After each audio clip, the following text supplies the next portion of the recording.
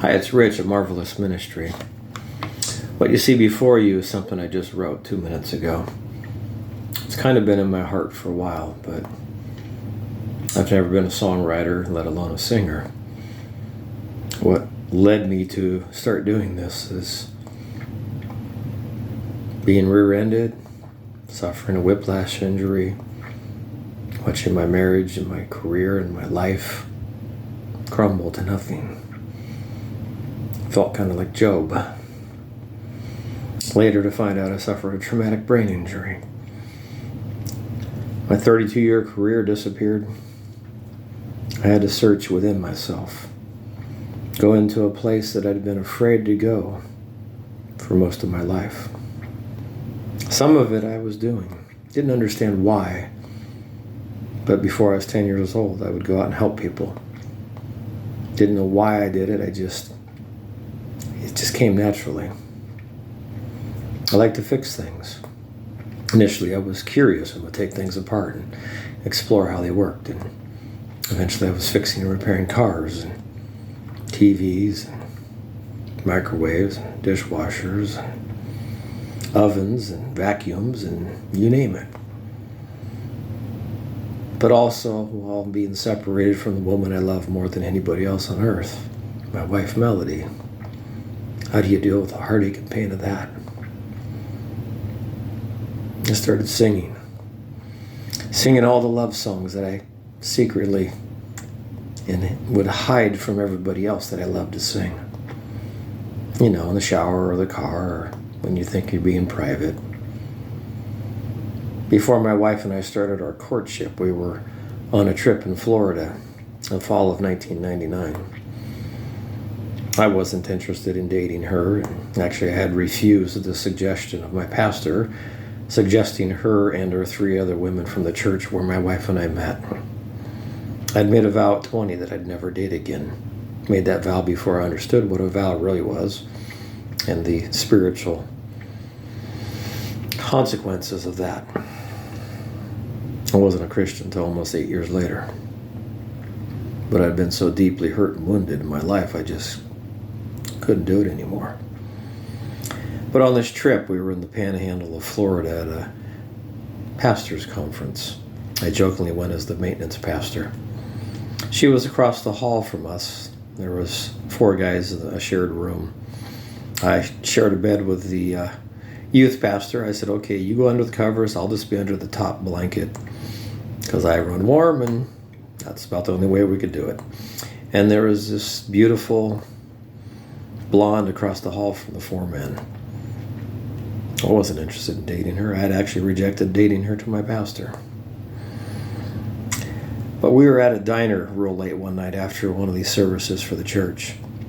And Melody got up to go use the restroom, and she was walking away from the table. She didn't tell anybody where she was going, and I just noticed her walking away, and I was concerned for her. I mean, here's this woman about 110 pounds and blonde, good looking, and walking away from 4 guys, and I'm like, where's she going? That doesn't look safe. With no interest in dating her, I got up and escorted her to the bathroom to make sure she was safe, because it didn't look safe to me. 2 things. I didn't want to be standing in front of the pastor when we got back from a trip if something had happened to her.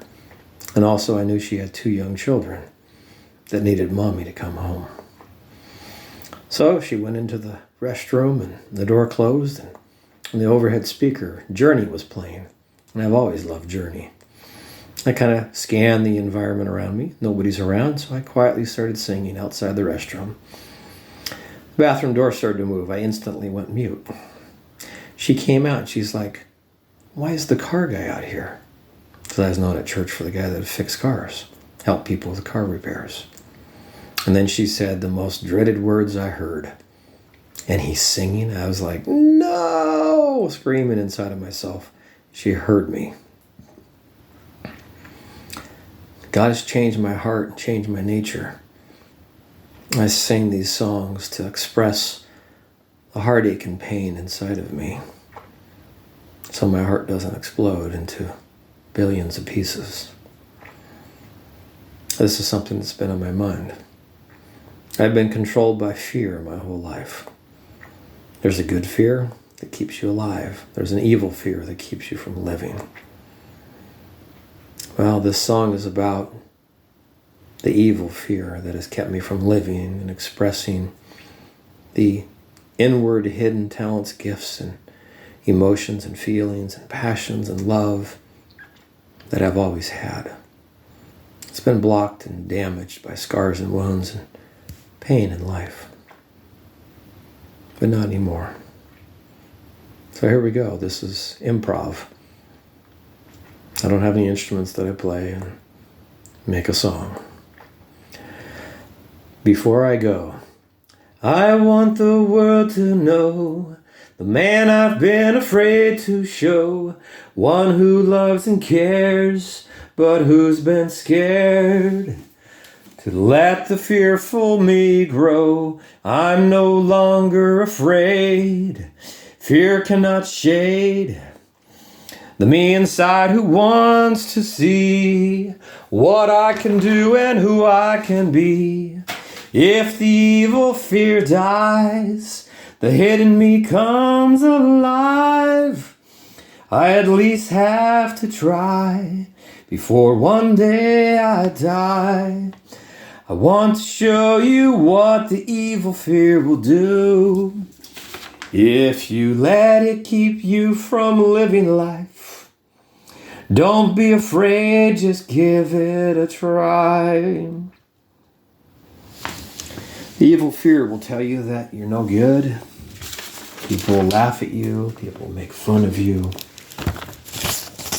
And it'll keep you from living.